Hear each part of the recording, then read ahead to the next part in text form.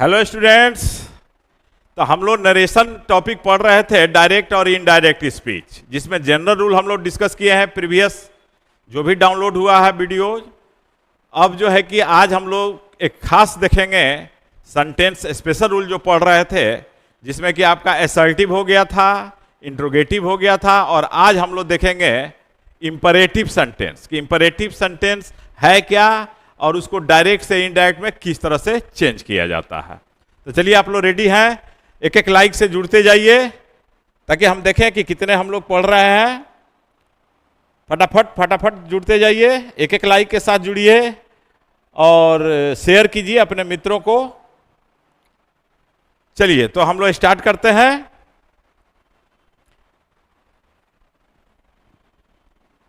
देखिए, तो सबसे पहले आपको जानना है कि इंपरेटिव सेंटेंस है क्या। नहीं, पहले ये जानेंगे तभी ना बनाएंगे। इंपरेटिव सेंटेंस, तो ध्यान दीजिए, अभी आप पढ़े हैं असर्टिव और इंट्रोगेटिव। अब आज हम लोग पढ़ रहे हैं इंपरेटिव सेंटेंस। तो इंपरेटिव सेंटेंस होता क्या है, तो ध्यान दीजिएगा कि जिस सेंटेंस से, जिस वाक्य से आपको ऑर्डर का बोध हो, ऑर्डर या कमांड कह सकते हैं,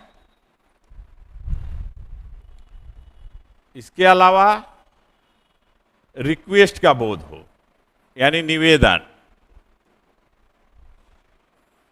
एडवाइस का बोध हो, प्रोहिबिशन का बोध हो। प्रोहिबिशन मतलब मनाही, माना करना, जो डू नॉट से शुरू होता है सेंटेंस, ठीक है। इंप्लोर यानी प्रार्थना करना, इटीसेट्रा। तो अब तो समझ गए कि जिस वाक्य से order, command, request, advice, prohibition, implore इत्यादि का बोध हो, तो उसको हम लोग क्या कहते हैं? Imperative sentence. जैसे हम सेंटेंस लिखते हैं, प्लीज हेल्प देम, कृपया उनकी मदद करें। तो प्लीज शब्द लगा हुआ, इससे क्या बोध हो रहा है कि रिक्वेस्ट किया जा रहा है? नहीं। उसी तरह से हम लिख सकते हैं, kindly do this work, kindly do this work soon. Soon यानी शीघ्र। तो kindly do this work soon, इससे क्या पता चल रहा है? काइंडली से भी आपको रिक्वेस्ट का बोध हो रहा है कि कृपया इस काम को शीघ्र ही कर दें। नहीं। वॉश द कार, कार को साफ करो, इससे किस चीज का बोध हो रहा है? ऑर्डर का बोध हो रहा है। तो इस तरह से ये दोनों सेंटेंस किसका बोध हो रहा है? रिक्वेस्ट का बोध हो रहा है। इस सेंटेंस से क्या हो रहा है? तो ऑर्डर का बोध हो रहा है। ठीक है, कोई प्रॉब्लम नहीं। कहते हैं कि take medicine on time, walk every morning. तो इससे क्या बोध हो रहा है? एडवाइस का बोध हो रहा है, सलाह का बोध हो रहा है। तो पहले ध्यान दीजिएगा। या एक कहते हैं प्रोहिबिशन का कि डू नॉट गो देयर, वहां मत जाओ, यानी मना किया जा रहा है। तो जहां मना किया जाएगा वह क्या हो गया? प्रोहिबिशन हो जाएगा। तो अगर इस तरह का सेंटेंस रिपोर्टेड स्पीच में दे दिया जाए, तब उसको डायरेक्ट से इनडायरेक्ट किस तरह से बनाएंगे, इसको आज हम लोग सीखेंगे। ठीक है, रेडी है सीखने के लिए? तो चलिए, तो इसको तो समझ गए कि इंपरेटिव सेंटेंस है क्या। अब हम लोग देखते हैं कि इसको किस तरह से डायरेक्ट से इनडायरेक्ट हम लोग बनाएंगे। नहीं, तो डायरेक्ट से इनडायरेक्ट जब बनाते हैं तो आपको मालूम है कि रिपोर्टिंग क्लाउज और रिपोर्टेड स्पीच होता है। रिपोर्टिंग क्लाउज किसी भी टेंस में हो सकता है। तो रिपोर्टिंग क्लाउज के बाद जो इन्वर्टेड कॉमा में दिया हुआ रहेगा, यदि आपका इंपरेटिव सेंटेंस आ जाए तो वैसी स्थिति में क्या करोगे? तो उसके लिए क्या करेंगे, इसके लिए कुछ रूल्स को फॉलो करना पड़ता है। तो रिपोर्टेड स्पीच के मीनिंग के अनुसार आपको वर्ब लगाना है, यानी सेड या सेड टू को किस में चेंज कर देंगे? तो रिपोर्टेड स्पीच के अर्थ के अनुसार। तो ये वर्ब किस में चेंज होगा? तो ऑर्डर्ड। हम यहां पास्ट टेंस में लिख रहे हैं, हालांकि ये किसी भी टेंस में हो सकता है, जो आपको वेरी फर्स्ट वीडियो में, सबसे पहला वीडियो में बतला दिए थे कि यह प्रेजेंट और फ्यूचर में रहता है, तो इधर का टेंस नहीं चेंज होगा। तो यहां पर सेड और सेड टू हम पास्ट में दिए हुए हैं कि अक्सर पास्ट में पूछा जाता है। अगर सेज रहेगा तो ऑर्डर्स हो जाएगा, नहीं तो सेड या सेड टू को ऑर्डर्ड। अगर सलाह का बोध होगा तो एडवाइज्ड। यहां ध्यान दीजिएगा कि SED है, CED नहीं, क्योंकि एडवाइस C से होता है तो वह नाउन होता है, और एडवाइज S से, दोनों के उच्चारण में भी अंतर है, तो आपको तो वहां लिखा हुआ मिलेगा। तो SE से रहेगा वही वर्ब है, और C से जो एडवाइस होगा वह क्या है? नाउन है, तो उसमें आपको D कभी नहीं लगेगा। तो ऑर्डर्ड, एडवाइज्ड, रिक्वेस्टेड। अगर रिक्वेस्ट का बोध होगा तो रिक्वेस्टेड लिखेंगे, अगर प्रार्थना करने का बोध होगा तो इम्प्लोर्ड लिखेंगे। माना किया जाएगा तो उसके लिए 3 शब्द है, ध्यान दीजिएगा। फॉरबिड, क्योंकि फॉरबिड का मतलब होता है मना करना, और उसका दूसरा रूप होता है फॉरबिड। एक जानते होंगे कि प्रिवेंट, प्रिवेंट मतलब भी माना करना होता है, तो प्रिवेंटेड हो जाएगा। और एक हो जाएगा प्रोहिबिटेड। प्रोहिबिट का मतलब भी होता है मना करना। ये तीनों जो है कि प्रोहिबिशन के लिए यूज होता है, फॉरबिड, प्रिवेंटेड और प्रोहिबिटेड। लेकिन किसका प्रयोग करेंगे तो आगे में क्या चेंजेस होगा हम आगे बतलाएंगे। तो अभी इसका स्क्रीनशॉट आप लोग ले लीजिए कि इन्हीं सब वर्ब्स का प्रयोग करना है आपको, ठीक है। अब देखिए, मान लीजिए कि सेंटेंस है don't inter into the office.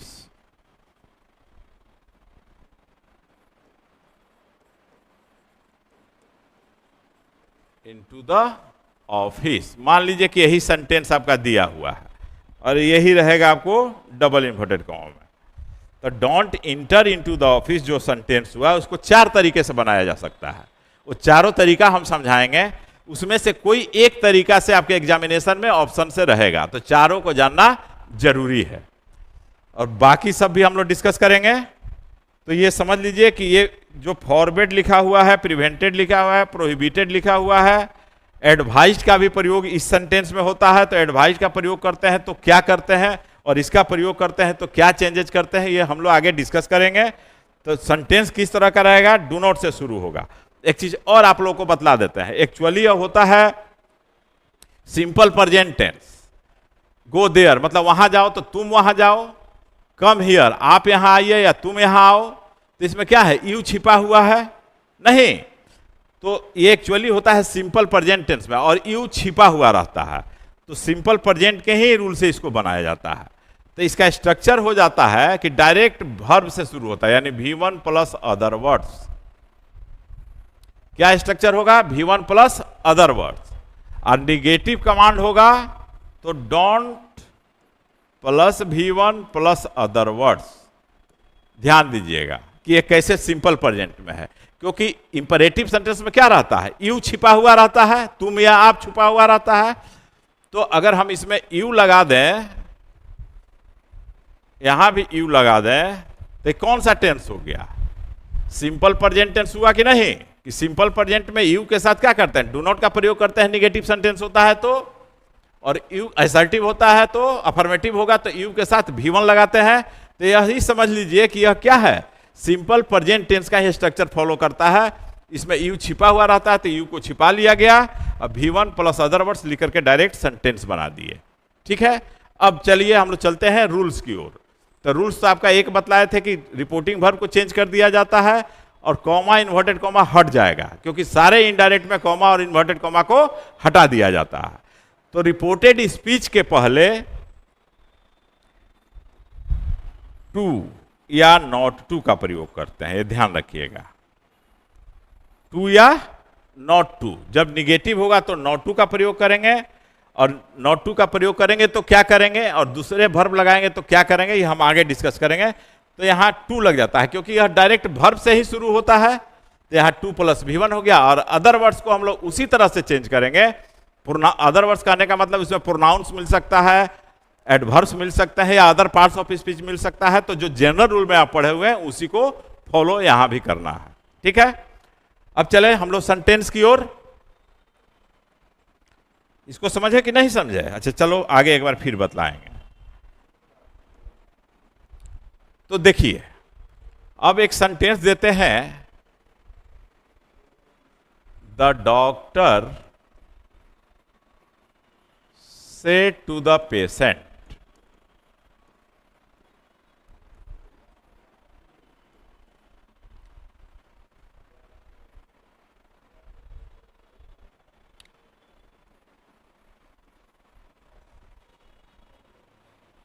take a morning walk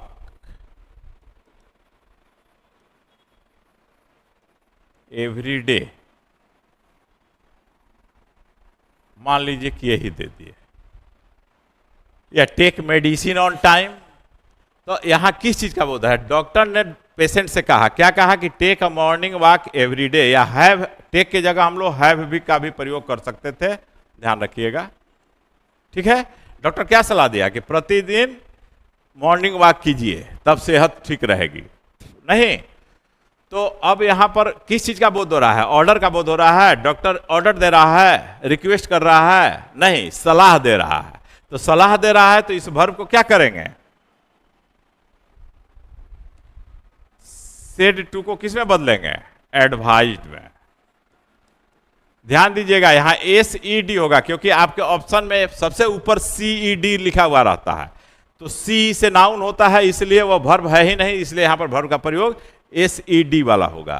तो advised the patient, the doctor advise the patient. अब क्या करना है? कॉमा, इन्वर्टेड कॉमा को हटा देना है, और रिपोर्टेड स्पीच के पहले क्या बतलाया है कि टू का प्रयोग करेंगे। तो यहां पर लग जाएगा टू टेक या to have a morning walk every day. बस कितना आसान है बताओ।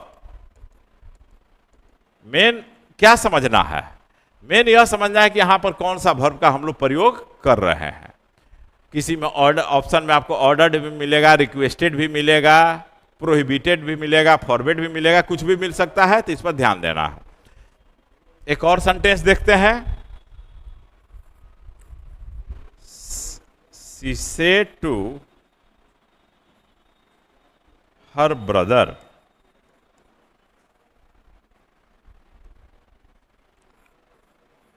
please help me, please help me. तब प्लीज लग गया है, तो इसे क्या पता चल रहा है कि रिक्वेस्ट हो रहा है। तो यहां पर क्या करेंगे? बोलिए, सेड टू के जगह रिक्वेस्टेड लिख देंगे। क्या हो जाएगा? सी रिक्वेस्टेड हर ब्रदर। अब देखिए, जब रिक्वेस्टेड शब्द लग गया तो प्लीज और काइंडली जैसे शब्द को हटा दिया जाता है। किसको हटा दिया जाता है? तो ध्यान रखिएगा कि प्लीज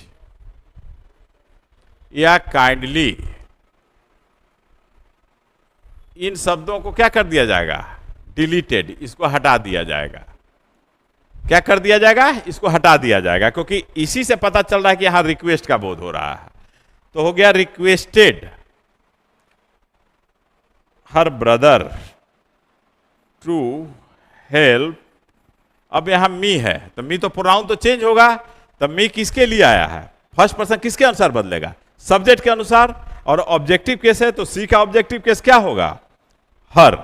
तो हो जाएगा टू हेल्प हर। कितना सिंपल है ना? She requested her brother to help her, यही इसका इनडायरेक्ट हो गया।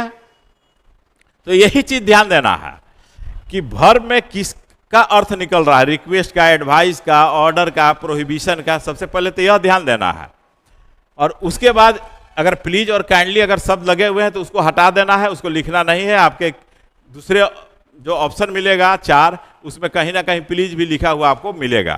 तो अगर नहीं जानिएगा इस चीज को तो प्लीज वाला टिक करके आ जाइएगा, ठीक है।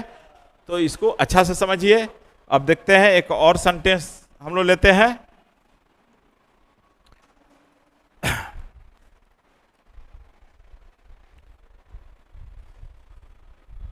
The officer said to the peon,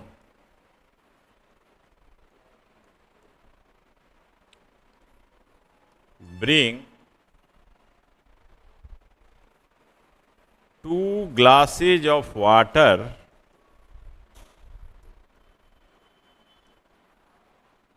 for me। मान लीजिए यही सेंटेंस दिया हुआ है। अब देखिए, the officer said to the peon bring 2 glasses of water for me, मेरे लिए 2 गिलास पानी लाओ। 1 गिलास नहीं, 2 गिलास। तो ध्यान दीजिए, अब प्यून से ऑफिसर क्या कर रहा है? एडवाइस दे रहा है, रिक्वेस्ट कर रहा है, ऑर्डर दे रहा है? नहीं। तो यहां पर क्या हो जाएगा? सेड टू को किस में बदलेंगे? ऑर्डर्ड में बदल देंगे। ठीक है। तो ये रिपोर्टिंग वर्ब जो है कि रिपोर्टेड स्पीच के सेंस के अनुसार आपको चेंज करना है। अब यहां पर comma inverted, ordered the peon, और कॉमा इन्वर्टेड कॉमा हट जाएगा और यहां क्या लग जाएगा? टू लग जाएगा। To bring 2 glasses of water, सब वही रहेगा। कितना आसान है। To bring 2 glasses of water for, अब मी चेंज होगा किसके अनुसार? ऑफिसर के अनुसार। तो फॉर हिम, क्योंकि फर्स्ट पर्सन किसके अनुसार बदलता है? रिपोर्टिंग क्लाउज में किसके? रिपोर्टिंग वर्ब के सब्जेक्ट के अनुसार। तो ऑफिसर के लिए वहां ऑब्जेक्टिव केस में क्या आ जाएगा? हिम आ जाएगा। आई होप क्लियर हो गया होगा ये चीज, कोई प्रॉब्लम नहीं। तो ठीक है, जब प्रॉब्लम नहीं है तो फिर हम लोग आगे देखते हैं। अब निगेटिव कमांड, निगेटिव कमांड जो डू नॉट से शुरू होगा, डोंट से। अब देखो एक सेंटेंस देते हैं, the gardener said to the girl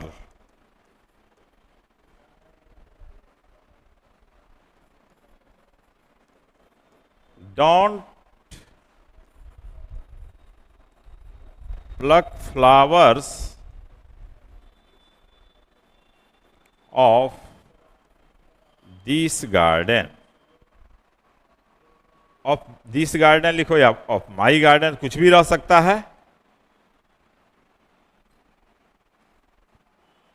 देखो दिस भी रह सकता है और यहां माई भी रह सकता है। अब कौन क्या रहेगा तो क्या चेंज करेंगे उसको देखना है।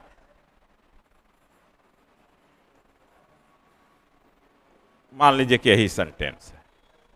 ठीक है। अब इस सेंटेंस को कितने तरह से बता सकते? गार्डनर ने लड़की से कहा कि डोंट, मना कर रहा है कि इस बगीचे या मेरे बगीचे का फूल मत तोड़ो। नहीं, तो मेरे बगीचे या इस बगीचे के फूलों को मत तोड़ो। तब जब इसको इनडायरेक्ट बने तो मना ही किया जा रहा है, मना किया जा रहा है। तो ध्यान दीजिएगा कि इसको जब निगेटिव, इसको कहते हैं हम लोग क्या? Negative command. इसको क्या कहते हैं? निगेटिव कमांड कहते हैं।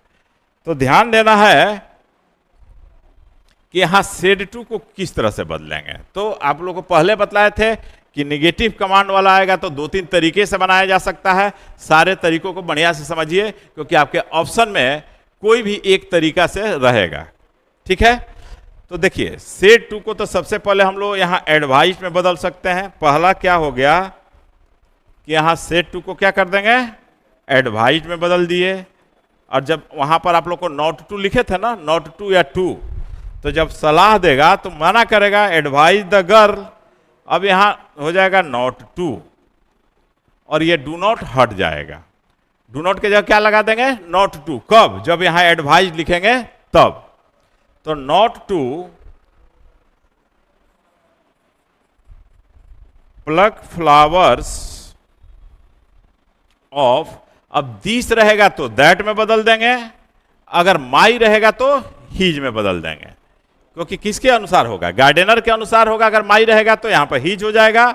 अगर दिस रहेगा तो दिस को बतलाए हुए है कि अदर पार्ट्स ऑफ स्पीच क्या होता है? दिस को दैट में बदल दिया जाता है। कब? जब रिपोर्टिंग वर्ब ये पास्ट टेंस में रहता है तब। ठीक है। तो रिपोर्टिंग वर्ब तो पास्ट टेंस में है, तो यहां अगर दिस रहेगा तो दैट में बदल देंगे और माई रहेगा तो हीज में बदल देंगे और उसके बाद गार्डन को लिख देंगे। बस हो गया आपका इनडायरेक्ट। तो पहला तरीका तो यह हुआ कि यहां हम लोग एडवाइज का प्रयोग कर दिए। अब दूसरा तरीका हम लोग देखते हैं।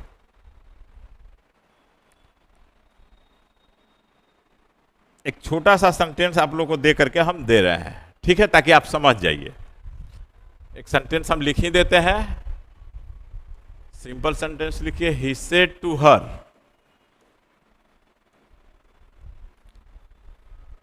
डोंट